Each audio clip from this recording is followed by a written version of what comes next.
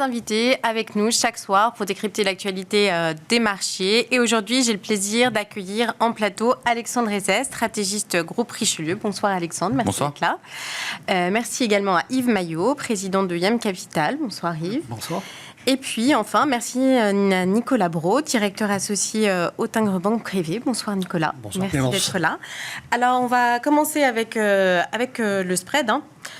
Et la réaction du marché obligataire face au risque politique. Alors on l'a vu, effectivement, il est relativement stable aujourd'hui, après avoir évidemment été au centre de toutes les attentions la semaine qui a suivi la dissolution.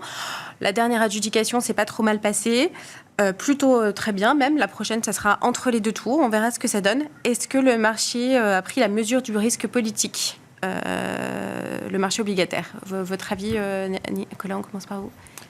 Je dirais instantanément, le repricing à la hausse du rendement français, oui, tient compte du risque. Est-ce qu'il tient compte du risque futur, de tout ce qu'on ignore ? Je ne vais pas pouvoir répondre à cette question, je vais vous dire non. On retrouve avec, en grosso modo, 80 points de base d'écart avec l'Allemagne, un spread qui nous rappelle l'incertitude des présidentielles de 2017. Ouais. Jusqu'à présent, c'est, je dirais, en phase avec les risques passés. Ils nous paraissent toujours d'une autre nature. À l'époque, c'était le président. Il y avait le risque d'avoir au deuxième tour Mélenchon-Le Pen, déjà ces noms-là. On connaît la suite. Aujourd'hui, il y a 3 scénarios possibles. Je ne vais pas rentrer dans ces détails-là. La presse en fait l'écho et tout le monde se pose ces questions-là. Donc je dirais qu'à ce stade, le risque de crédit price bien ce qu'on imagine être le scénario central, peut-être, d'une incertitude qui perdure et pas une rupture ou un énorme choc. Maintenant, en stress potentiel, dans les hypothèses diverses de résultats électoraux, le spread peut augmenter. On peut très bien aller à 100 points de base ou 110 points de base. C'est absolument quelque chose qui, à mesure qu'on s'approchera probablement du deuxième tour, est quelque chose qui peut être envisagé. D'accord. Donc de la volatilité à prévoir. Votre avis, Yves ? Que dire de plus d'instructif, d'intelligent ? Je dirais qu'effectivement, ce qu'il faut suivre, on l'a bien compris, c'est le spread entre l'OAT, l'OAT et le 10 ans allemand.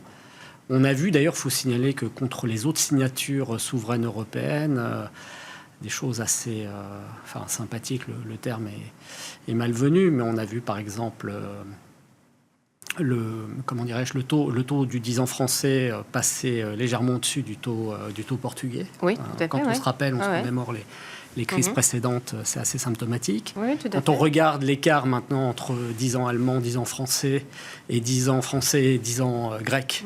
Non, mais la France emprunte plus proche du Portugal que l'Allemagne. Oui, alors tout ça, pour être un peu plus rassurant, se fait sur des niveaux de taux qui sont historiquement encore nominalement faibles. Sachant qu'une remontée forte, et c'est ce que craint le marché, ce que craignent tous les investisseurs, de ce taux de financement pour l'État, serait bien plus, percutant et néfaste aujourd'hui, compte tenu de notre situation budgétaire. Bien sûr, on est déjà... Et donc la sensibilité... Alors c'est quelque part quelque chose d'inquiétant et de rassurant. C'est ça. Parce que les principaux garde-fous à cette situation, c'est l'impossibilité durablement de faire n'importe quoi, en dépit de ce qui est annoncé au niveau des programmes. D'accord. Donc alors les marchés vont servir de garde-fous parce qu'on ne peut pas se permettre... ou alors c'est dans 3 mois le FMI et une situation... donc aucun gouvernement, même dans les plus extrêmes, ne souhaite quand même, je pense, se situer rapidement dans ce type de situation. Il faut rappeler aussi que la dette française est quand même détenue à plus de 50% à l'étranger, donc il y aura une sanction qui sera quand même assez immédiate. C'est ça. C'est de savoir si avoir effectivement ces créanciers à l'étranger, c'est une force ou une faiblesse. Pendant longtemps, on a dit que l'Italie, effectivement, c'était des détenteurs locaux, donc c'était une force, ça ne l'a pas été. Mais on peut imaginer que si on a des détenteurs étrangers, ils peuvent sortir assez rapidement pour se positionner sur d'autres dettes alternatives. On parlait du Portugal, alors c'est plus petit, mais l'Espagne, pourquoi pas l'Italie ou une autre devise. Donc ça peut être une faiblesse. C'est vrai que la France, c'est quand même un des cœurs obligataires sans risque au niveau mondial. Pour les Japonais aussi, qui achètent énormément de dettes souveraines allemande, américaine et évidemment française. Ouais. Alors on a beaucoup de dettes, donc on a beaucoup de choix, mais ça peut être un risque. Et c'est vrai qu'on parle beaucoup de spread, mais en absolu, la dette pour l'instant a plutôt été stable en termes absolus, puisque finalement les taux obligataires ont plutôt baissé paradoxalement, alors qu'on aurait pu croire qu'il y allait avoir une montée. Il y a eu une espèce de flight to quality pour la dette allemande qui a fortement baissé, ce qui a un peu surpris tout le monde. Il est vrai qu'on est quand même dans un contexte où on est sur des baisses des taux qui vont être régulières de la Banque centrale. Il y a vraiment des flux réguliers sur les taux d'intérêt. Oui. Donc c'est un peu une chance actuellement. Si on avait eu la même chose il y a 2 ans, là ça aurait été très, très compliqué. Il y avait des retraits assez massifs.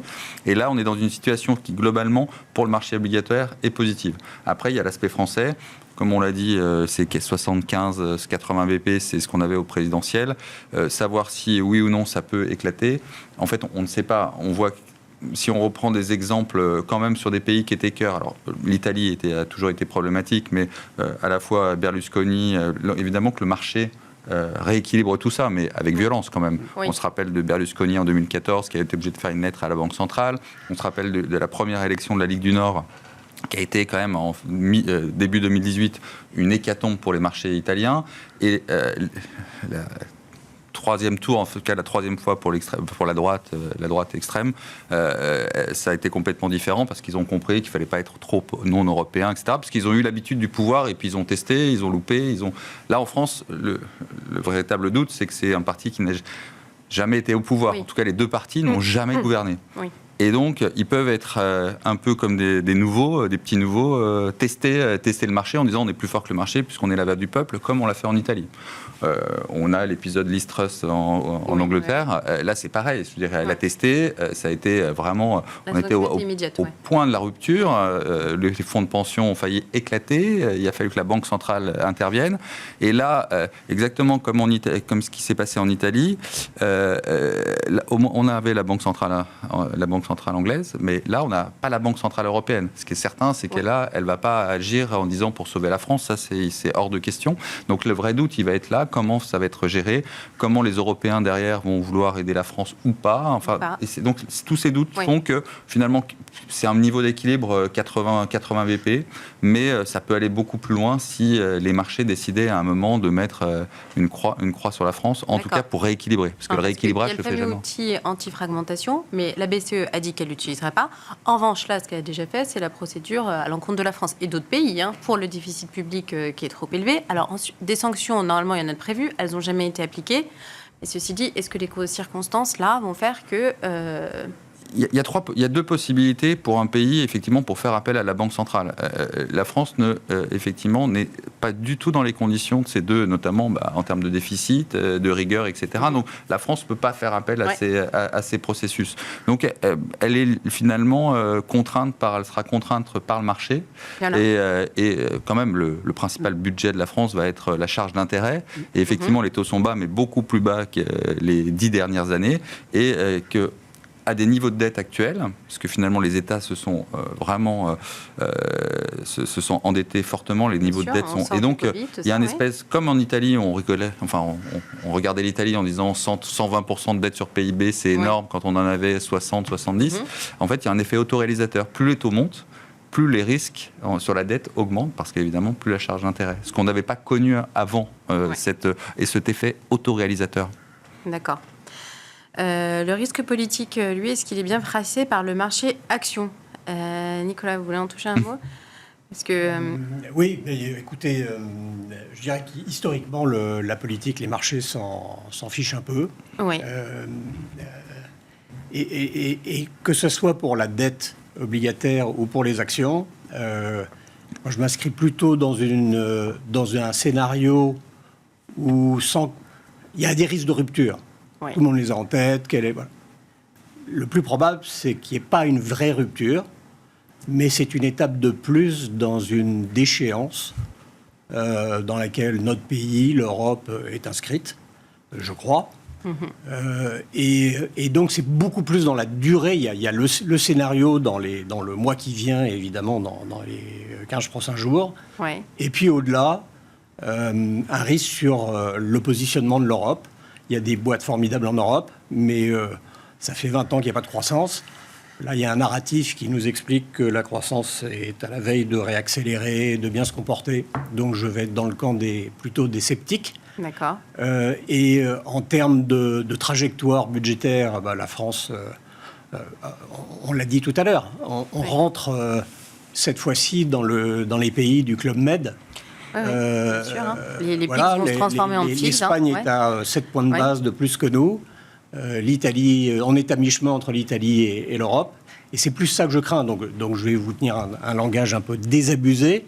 Alors après, sur le marché equity, il est fonction de ce qui se passe sur le marché obligataire. Bien sûr, il est fonction de ce qui se passe sur la croissance et sur la séquence des résultats. Donc j'imagine qu'on y reviendra. Mais je crois qu'il faudra regarder avec une très grande attention les publications du premier semestre. Oui, et notamment les signes d'accélération tant attendue, il me semble, au niveau des carnets de commandes et des volumes. D'accord. Ce point sur lequel j'affiche un certain scepticisme. Voilà. Il y a des sujets de stock qui traînent depuis quelques trimestres, mais on sait tous qu'avec des effets volumes dont on ne sent pas qu'ils sont en train de réaccélérer, notamment dans le cas français, on l'évoquait hors plateau tout à l'heure. Voilà, beaucoup de sélectivité, ça ne veut pas dire prudence sur toute la ligne, mais dans cette période-là, au-delà des élections, je pense que la période milite pour une sélectivité et une grande prudence. Et la micro pourra prendre le pas sur la macro d'ici quelques semaines, même dans le contexte actuel. On espère tous, je pense, pour ce plateau, que la micro prendra le pas sur les sujets politiques. Ouais. Mais de toute façon, oui, c'est bien ce qu'on regardera pour le reste de l'année. Et l'image à milieu d'année, c'est déjà une image où on a envie de se projeter sur 2025. Oui, c'est vrai. Alors que le narratif depuis le début de l'année, c'est, vous allez voir, au deuxième semestre, ça va aller mieux. Oui. Donc voilà, ça va être cet équilibre difficile à trouver entre besoin de satisfaire le court terme et des indicateurs d'une certaine fermeté du business pour l'année en cours. Et puis, de quel élément dispose-t-on pour se projeter sur 2025 ? D'accord. Ok. Yves, votre avis, vous aussi ? Oui, non, moi j'adhère à tout ce qui était dit. Il faut bien distinguer ce qui se passe à très court terme et puis les impacts de ce qu'on vit, qui est le résultat d'une histoire, d'une dégradation de la gestion de nos finances publiques et puis de tout ce qu'on n'a pas fait en termes d'investissement. Oui, aussi. On voit les divergences s'accroître. Pas seulement entre la France et les États-Unis, mais aussi entre la globalité de l'Europe, l'Union européenne en tout cas. Il y a des pays qui fonctionnent bien en Europe. Donc il faut regarder ça comme ça. Ensuite, pour répondre plus précisément, ponctuellement à votre question, la réaction qu'on a connue il y a 15 jours sur le marché, elle est logique et finalement assez timide si scolairement on regarde ce que racontaient les principaux partis en tête. Oui, si on regarde parce que si on regarde les programmes, moins 6%, c'est pas tant que ça. Voilà, ce qui montre que les marchés finalement se sont dit on les connaît, ces Français ils racontent des trucs, mais bon on va pas trop les croire. Voilà. Et là le marché est dans une phase un peu entre deux eaux d'attente pour voir vraiment ce qui va se passer. Et puis on voit très bien, c'est pas plus tard que ce matin, les principaux partis en tête, le Rassemblement national, on voit bien le discours de plus en plus converger avec ce que attend le marché, en tout cas tous les avis. Voilà. Oui. Donc ça, c'est quelque chose qui rassure. Après, il faudra voir dans la matérialité. Donc, à cet égard, on comprend que le marché a une réaction logique par rapport, effectivement, à l'évolution du spread de taux. Mécaniquement, les taux montent, ce qu'ils n'ont pas fait d'ailleurs, c'est le spread qui s'est élargi. Ça renchérit le prix des actions, mais on sait très bien que c'est jamais synchrone, ce mouvement de prime de risque. Oui, bien sûr, oui. Voilà. Donc, pour l'instant, c'est assez logique ce qui se passe. D'accord. Alexandre, votre avis ? Juste pour compléter, l'avantage, on parlait du Club Med tout à l'heure, mais les États-Unis sont autant dans le Club Med que nous, au vu de leur déficit public, alors que même qu'ils sont en pleine croissance, ça, c'est assez rare. Et deuxième chose, c'est vrai qu'on se focalise sur la France, mais le reste de l'Europe, à part il y a deux malades en Europe, c'est l'Allemagne et la France. Le reste, quand on voit les indicateurs PMI, que ce soit sur les services ou l'industrie, ils vont plutôt dans le bon sens sur l'ensemble des pays, hors France et Allemagne. Donc en fait, tous les autres pays vont mieux. Et en termes d'actions, effectivement, que les actions françaises peuvent chuter, et notamment certains secteurs qui sont très centrés sur la France, enfin le secteur bancaire par exemple, la construction, etc. C'est eux qui ont d'ailleurs chuté le plus lourdement, mais en fait les autres valeurs qui sont plus liées à l'Europe et au monde seront de toute manière moins touchées. Après, il y a d'autres narratifs qui vont arriver. Ce qui est assez, je trouve, intéressant, c'est de voir l'enchaînement 2024, c'était une année électorale incroyable, hein, 60% du PIB mondial, oui, alors dès le départ, alors qu'on n'avait pas prévu ni les élections britanniques, ni les élections françaises. Donc là, ça... Et à chaque fois, les élections, elles se sont moins bien passées quand même à chaque fois. Hein. L'Inde, c'est revenu, mais ça c'est moins 6% en une journée. On a eu l'Afrique du Sud, on a eu le Mexique, on a eu Taïwan, ça n'a pas été une réaction formidable. Après, ça a remonté. Donc, et puis là, on a les élections européennes qui, normalement, l'Europe, en 2024, était immunisée en termes électoraux. Les élections européennes, tout le monde s'en fichait complètement, ça n'a jamais eu d'impact. Et là, d'un coup, eh bien, ça remet une pièce dans la machine. Donc, après les élections européennes et les élections en Grande-Bretagne, il n'y aura plus rien jusqu'au 4 novembre. Ouais. Et là, on va se refocaliser sur le 4 novembre et ça va recréer des dissensions, enfin en tout cas des questionnements par rapport à une nouvelle Europe qui est plus à droite et tout l'environnement, on va dire, commercial au niveau mondial entre d'un côté la Chine, les États-Unis et évidemment l'Europe qui risque de pousser. Et là, ça va être peut-être plus compliqué sur les élections présidentielles américaines qui vont en plus remettre ces questions sur la globalisation et les taxes douanières notamment. D'accord. Alors dans ce contexte, qu'est-ce qu'on achète ? Est-ce qu'il faut regarder la France ? Est-ce qu'on se dit moins 6%, ça a beaucoup baissé, il y a des dossiers intéressants ? Est-ce qu'il faut aller ailleurs en Europe ? Est-ce qu'on va vers les US ? Alors, on est toujours vers les US. C'est vrai qu'on n'a pas changé d'avis parce qu'on a vu que c'était complètement immunisé. D'ailleurs, le marché US n'a cessé de monter, voire même à monter. Après, le marché US est aussi fragmenté parce que si vous enlevez quelques valeurs, c'est plus la même chose. Le marché américain est dans une situation où, en tout cas, l'économie américaine est en train en termes de croissance, de baisser régulièrement. Le marché de l'emploi, même s'il montre des chiffres forts, quand on regarde dans les détails, c'est en train de se détériorer. Ce qui est intéressant aux États-Unis, c'est qu'on va avoir aussi des baisses de taux, une ou deux cette année. En Europe, évidemment, hors France, il y a quand même de la croissance et elle n'est pas véritablement inflationniste, donc la Banque centrale va pouvoir baisser ses taux. C'est quand même un flux supplémentaire pour la distribution de crédit. Et puis, dans les pays émergents, si on imagine que les États-Unis vont un petit peu moins bien, parce que c'est vraiment le pays qui est à part du monde, on peut imaginer que sur certains pays émergents, on peut avoir, suite à une baisse du dollar, en tout cas une pression un peu moins importante sur les taux d'intérêt, des pays émergents qui vont aller un peu mieux et qui sous-performent depuis des années.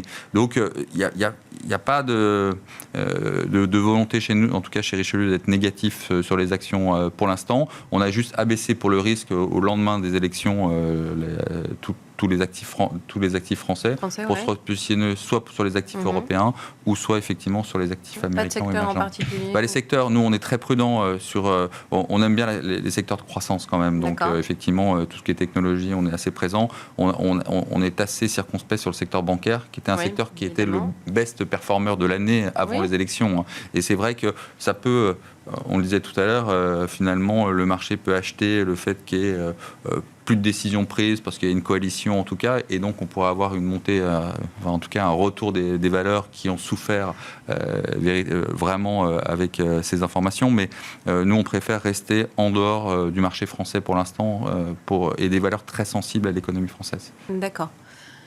Yves, l'allocation d'actifs là, entre les grandes places boursières mondiales. Les États-Unis sont là. Quelques ratios qu'on regarde. Certes, on parle beaucoup de la concentration de la performance et du marché, qui est une réalité, qui correspond à un vrai, un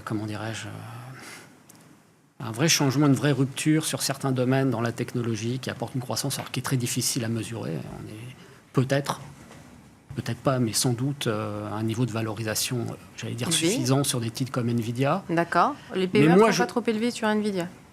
Jusqu'à présent, je vais même être provocateur. On aurait regardé il y a un an le taux de croissance et le PE d'Nvidia. La bonne analyse, c'était de dire que c'était value. D'accord. Eu égard à la vitesse de progression du chiffre d'affaires et qui va encore durer quelques temps. Maintenant, le marché anticipe. Donc là, c'est très, très difficile. parce que les vitesses et les accélérations sont telles qu'il y a un moment donné, si on veut jouer vraiment les mouvements de marché sur ce type de valeur, après avoir raté une partie de la hausse, bon nombre d'investisseurs vont sûrement se fracasser sur le plafond. Ouais. Ça, c'est un peu inévitable. Mais moi, ce qui me rassure un peu sur le marché américain, c'est que quand on dit qu'il y a forte concentration, on peut regarder les choses dans l'autre sens et constater qu'il y a pas mal de valeurs encore très intéressantes qui sont finalement, je ne vais pas dire en retard, mais plutôt intéressantes. D'accord. Les rattrapages peuvent se faire. Des intéressants et ça vaut le coup d'y aller. Voilà. D'accord. Et comme c'est un marché qui concentre au niveau mondial, j'allais dire sur les plusieurs blocs aujourd'hui, l'essentiel de l'innovation, de la croissance, et où l'argent se trouve pour investir. Oui. C'est ça qui fait cruellement défaut à l'Europe. Oui. Voilà, à force de financer des déficits et des dépenses et du gaspillage, on se rend compte aujourd'hui que on ne met pas l'argent là où il faudrait qu'on la mette. D'accord. Et aux États-Unis, c'est pas exempt de reproches, évidemment. Ils ont un déficit énorme, mais ils ont quand même beaucoup mis dans l'investissement.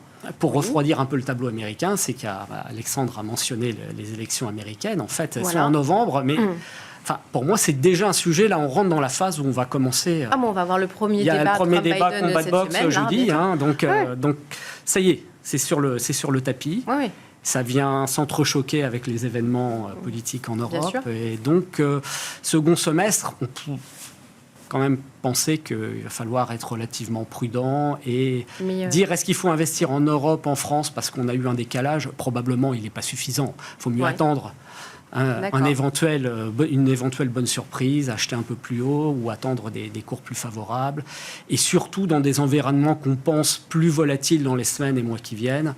La règle, c'est toujours d'y aller de façon fractionnée pour éviter d'avoir un trop mauvais timing. Les choses sont force est de constater, vont être beaucoup moins évidentes que sur les 2 ans passés. Oui, ça c'est sûr. Donc, mais en France, il y a des dossiers que vous regardez ou pas ? Moi, j'évite toujours soigneusement tout ce qui touche de près ou loin, effectivement, aux commandes publiques, où l'État est vraiment investi. Et effectivement, à l'exception de sociétés de petite, moyenne taille qui ont beaucoup souffert et qui sont en général domestiques, mais j'évite quand même plus secteur bancaire et les secteurs vraiment franco-français. Donc là, ce sont les sociétés peu sensibles aux domestiques qui ont le mieux résisté. Oui, bien sûr. Ouais. Ça risque de rester quand même un peu d'actualité, à mon sens. Voilà. Dans les mois à venir. Alors, Nicolas, votre avis sur la question, vous ? L'Europe, est-ce qu'il y a encore des dossiers à regarder ? Est-ce qu'il faut aller ailleurs en Europe ? Est-ce qu'il faut acheter à part du monétaire ? Oui, à part du monétaire. Cash is king en ce moment, mais bon, qu'est-ce qu'on peut regarder Je vais essayer de répondre. D'abord, quand on regarde le sujet électoral français, qui est le cœur de l'actualité du moment et de cette émission, on a l'impression que c'est un non-événement pour les marchés. Oui, parce Alexandre l'a dit tout à l'heure, Wall Street ni ne vit ni ne meurt, en tout cas au regard de ces événements-là. C'est le sort d'NVIDIA ou des sujets de la croissance aux États-Unis l'emporte. Sujet français n'importe pas. Et vous regardez l'Eurostoxx, c'est le non-événement total. Oui, idem aussi. Sur l'Europe. Donc, considérer que ça crée une opportunité d'achat, pas pour ça en tout cas. Puisque ça n'a pas fait baisser, je ne vois pas pourquoi ça ferait monter. Au demeurant, si le cas archi improbable, puisque personne ne le prévoit, le président actuel l'emportait, c'est sûr que ça remonte comme une soupape de soulagement, mais immédiatement. Les spreads, on ne va pas faire de fiction. Voilà. Donc après, on se retrouve avec des dossiers qui ont perdu 10-12% sur leur plus haut. Et je rejoins absolument ce qu'a dit Yves, mais parce qu'on a des décennies, malheureusement, d'expérience et de déchéance. Plus on est loin de l'État, mieux on se porte. Plus on est loin d'un État actionnaire, mieux on se porte. Et puis on va toujours faire une exception, peut-être, dans l'armement, parce qu'on ne peut pas être indifférent et insensibilisé, désensibiliser à la commande étatique ou au rôle de l'État dans le capital de certaines grandes sociétés françaises. Le régulateur, déjà, nous fait subir une loi c'est très bien d'avoir des régulateurs, mais en tant qu'actionnaire et représentant de minoritaires, plus on est loin de tout ça, avec des politiques dont la parole d'aujourd'hui n'est pas la même que la semaine dernière et va encore évoluer d'ici la semaine prochaine, on ne peut pas sérieusement bâtir quelque chose. Maintenant, s'il y a des dossiers qui ont baissé et qu'on aime plutôt, par exemple, des Veolia ou des choses comme ça, ça pourrait rentrer dedans. C'est pas la dernière occasion non plus d'en acheter. Hein. Il se trouve que si scénario qui n'est pas, pour l'instant, un scénario dominant, mais si le deuxième semestre devait être marqué par un reflux des taux longs, les utilities qui commencent à mieux se comporter depuis, on va dire, le mois de mai, pourraient être un endroit de protection relative. D'accord. Voilà, ça donne une piste. Ou pour dire les choses autrement, des segments défensifs, pas sûr comme ils sont chers aussi, pas sûr qu'on soit complètement protégé, mais on traversera mieux les éventuelles turbulences qui sont à venir. Et je rejoins ce qu'a dit Alexandre, le menu principal de l'année, en tout cas au plan politique, et ses conséquences globales, c'est l'élection américaine. Hein. C'est la seule qui compte. Là aussi, il n'est pas certain que l'un soit meilleur ou pire que l'autre. Hein. L'économie reprend ses droits. Mais en revanche, on va avoir une période aussi de surenchère, d'instabilité et d'inconnu. Ça va amener de la volatilité sur les marchés, ces élections américaines. La volatilité, c'est un sujet dont on parle depuis 6 mois en disant elle va remonter et elle ne remonte jamais réellement. Donc, ce serait logique. C'est raisonnable de dire ça. Voilà. D'accord. OK. Et sur les émergents, vous pensez que 2024, deuxième semestre 2024, ça peut être une opportunité ? Pas particulièrement. Pas particulièrement, non. Il fallait être actionnaire d'Inde depuis 2 ou 3 ans, mais pas aujourd'hui. D'accord. Tout ça est cher. La Chine, on n'y voit quand même pas grand-chose. Hein. On aime beaucoup la Chine. Hein. On a énormément... Ça, c'est un vrai sujet en global macro pour le marché européen. Il y a énormément d'entreprises européennes qui ont des positions de poids et de qualité en Chine. Et en termes de contribution au profit, c'est aussi un marché qui a été profitable. Hein. Alors, ça va vite. Honnêtement, les sons qui sont émis de Chine sont pour le mieux neutres ou contradictoires. Il y a des choses qui continuent à se dégrader et la confiance du consommateur ne montre pas beaucoup de signes qu'elle se raffermit. Alors après, il y a toujours les espérances macro de relance de plans qui ne servent souvent pas à grand-chose. Le Japon en a fait l'expérience pendant 30 ans avant d'aller mieux. Donc... voilà, donc, je ne suis pas très fanat de remettre du risque autour des émergents. Quand on en a, on a fait des choix géographiques et on se laisse porter. Ok, d'accord, très bien. On va passer un petit mot sur la crypto, peut-être. Yves, vous voulez dire un mot ? Le Bitcoin se porte mollement, pas mal de baisses. Il est descendu fugacement et est remonté, mais sous la barre des 60 000 aujourd'hui. Il est quand même bloqué depuis pas mal de temps dans un trading range entre 60 et 70.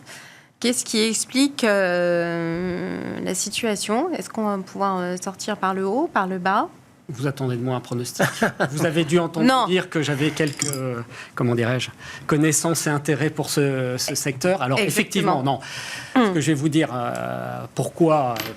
Il y a quand même si on prend là aussi un petit peu de distance, même si Bitcoin est encore un teenager, c'est une monnaie alternative, je rappelle, qui s'inscrit sans État, qui fonctionne, qui permet des échanges décentralisés, sécurisés, qui est une innovation technologique, et ça fonctionne, quoi qu'on dise, comme système de paiement, de réserve. C'est un or numérique, comme on l'appelle fréquemment. Alors, la courte existence du Bitcoin nous montre... Ça peut souffrir à l'avenir de changements, etc., mais pour l'instant de cycles de 4 ans. Oui, tout à fait. Voilà. Avec des phases correctives qui s'étalent sur les 3 derniers cycles, 1 an à 1 an et demi à peu près, avec des reculs entre le top et le creux de 80%. Et puis une phase de bottom, et puis de reprise et d'accélération forte. Et là, quand on regarde bien cette analyse de cycle, on se situe dans la phase... Donc, année de la récompense, de la halving, réduction de moitié de la récompense des mineurs. On se situe aujourd'hui jusqu'à l'année prochaine. Quand on regarde les cycles passés, j'insiste, dans la phase haussière. Et cette même phase haussière, historiquement, connaît des hops très rapides avec des phases de correction. Et à mon sens, c'est plutôt, si on regarde sur le strict point de vue, technique, en termes de vélocité de mouvement du prix, etc., dans la phase de correction de ce qu'on a connu les quelques premiers mois de l'année, fin d'année dernière, premiers mois de l'année.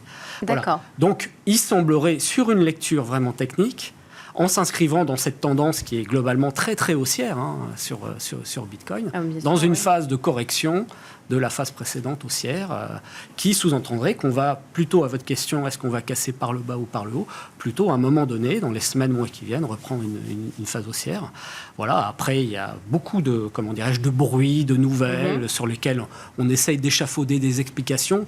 Bon, ce qui a changé cette année, c'est l'arrivée massive d'investisseurs de finances traditionnelles, essentiellement aux États-Unis, avec des grands acteurs, des grandes banques traditionnelles, BlackRock, Franklin Templeton, qui proposent même un certain nombre de produits de décorrélation à des clients fortunés, institutionnels, même quelques fonds de pension 401k commencent à investir. Donc il y a eu beaucoup d'argent à travers les produits ETF, donc des produits financiers qui s'exposent à Bitcoin, et qui ont expliqué finalement l'envolée des premiers mois. On a une modification du cycle en fait. L'envolée s'est faite au moment des ETF et on l'a plus au moment du halving. Modification non, mais c'est vrai qu'on a fait un record de prix juste avant, alors qu'on ne l'avait pas fait sur les 3 cycles précédents. Alors encore une fois, d'un point de vue statistique, un échantillon de 4 valeurs, ça ne veut rien dire. Hein, donc soyons prudents. Mais comme cette monnaie vit sur un algorithme, mathématiques, de création, etc.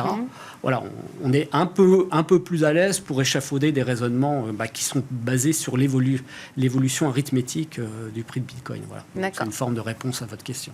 Alors, vous parliez d'or numérique. L'or, lui, c'est pas le Bitcoin, là, il reste sur ses plus hauts, lui.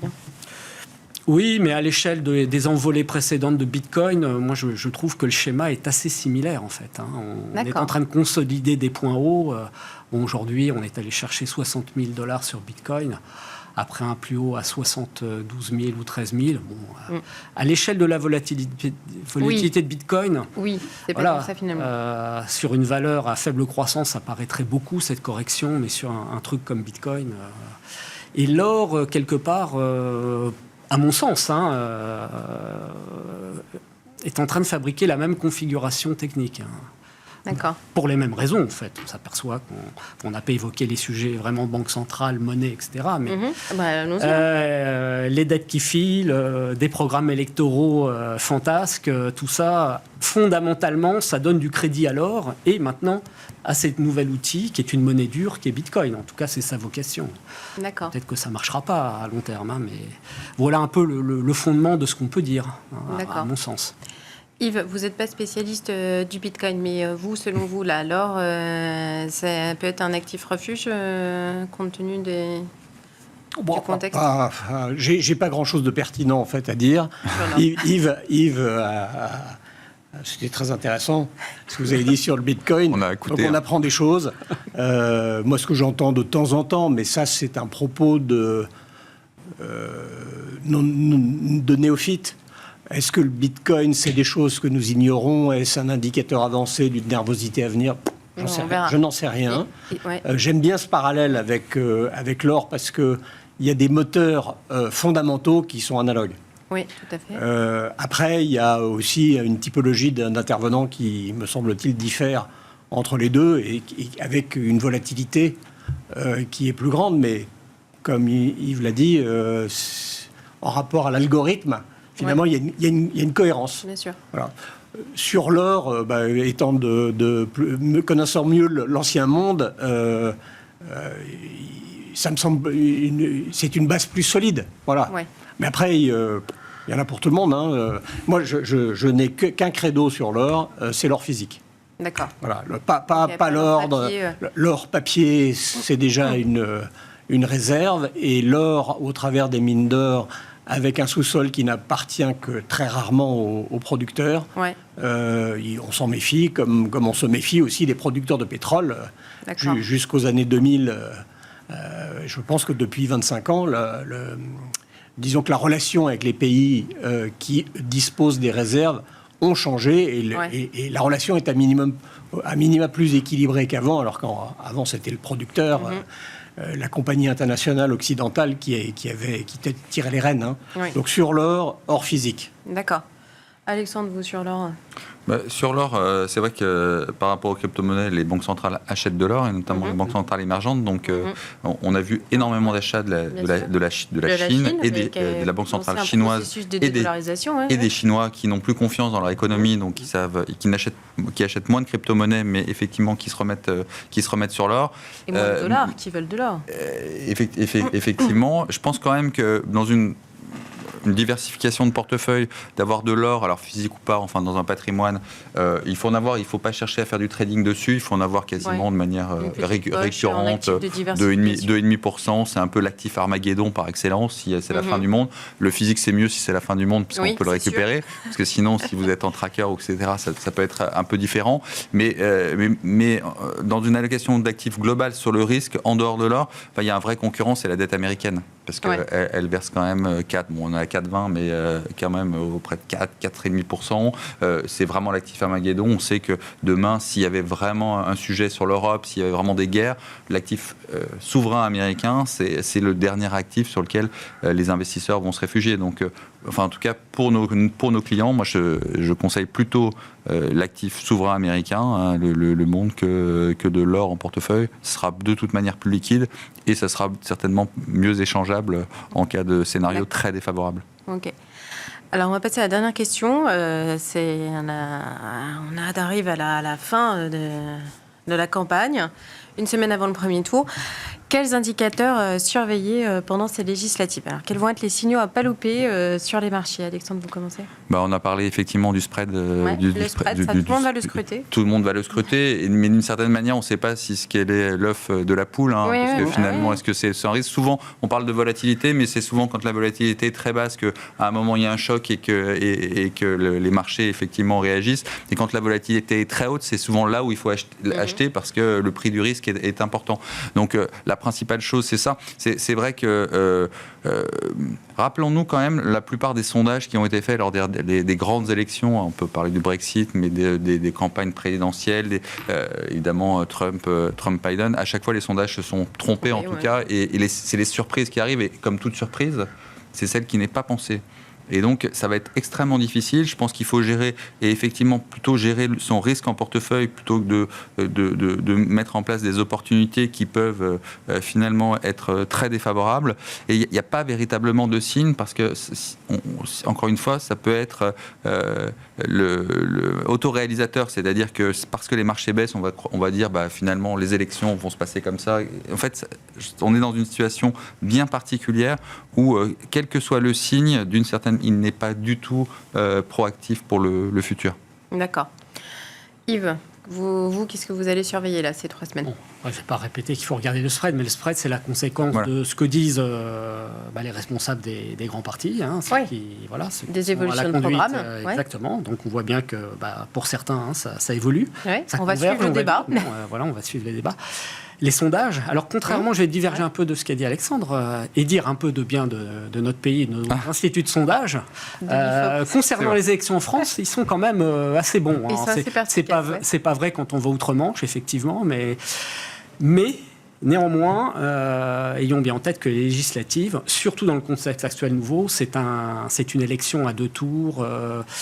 Qui est très compliqué, c'est 577 députés qu'on élit avec une combinaison d'élections locales, et c'est encore plus compliqué cette fois-ci, pour toutes les raisons qu'on connaît. Et donc, à ce titre-là, il faut être prudent. Là, c'est évident. Mais voilà ce qu'on va regarder. Et écouter les discours des uns des autres, comme ce matin, M. Bardella, et puis le prochain. Et puis, je n'ai pas le programme en tête, mais ça discute. Et de l'étranger, après un peu l'incompréhension du système électoral français, je crois qu'il y a des oreilles très attentives. D'accord. Nicolas, vous, c'est pareil? Spread, sondage? J'aurais envie de faire un peu de la provoque, c'est-à-dire surtout pas écouter le bruit, puisque de toute façon, sa crédibilité est assez faible. Sérieusement, sur le plan des marchés, il faut que je trouve quelque chose d'autre. Donc, j'irai bien, je regarderai bien. Je vais être attentif à la moyenne mobile à 200 bourses sur le CAC 40. D'accord. Le CAC 40 est le seul indice qui a vraiment décroché. Oui, on va dire ce qui est logique. Même pas 10%. Sur ses plus hauts, qui ne date pas d'il y a 15 jours, qui date plutôt de fin avril, début mai. 9% peut-être. Mais on a rebondi sur la moyenne mobile à 200 bourses il y a 4 séances. Donc, on parlait de technique tout à l'heure. La technique sur les actions, les moyennes mobiles, les cycles de 2 ans ou de 4 ans, de 4 ans depuis le Covid, où à chacun sa rythmique et ses cycles. Il y a des cycles dans les cycles. La moyenne mobile à 200 bourses, c'est le seul indice l'indice français qui a été dans cette configuration. Donc, je vais avoir aussi envie de regarder le spread entre un Eurostoxx et un CAC 40 pour voir la vitesse relative de l'un par rapport aux autres, qui peut nous dire la même chose qu'un spread de taux. Oui, c'est vrai. On verra une désynchronisation. Et puis, c'était histoire de vous trouver quelques éléments de réponse. Donc, l'analyse technique, quand tout fout le camp. On revient sur la base et sur ce qui est factuel, alors. Voilà. Eh bien, ce sera le mot de la fin. Merci, messieurs, d'avoir été les invités de Planète Marché aujourd'hui. Merci Alexandre Ezès, stratégiste du groupe Richelieu. Merci Yves Maillot, président de Diem Capital. Merci Nicolas Brault, directeur associé au Tingre Banque Privée. Merci beaucoup.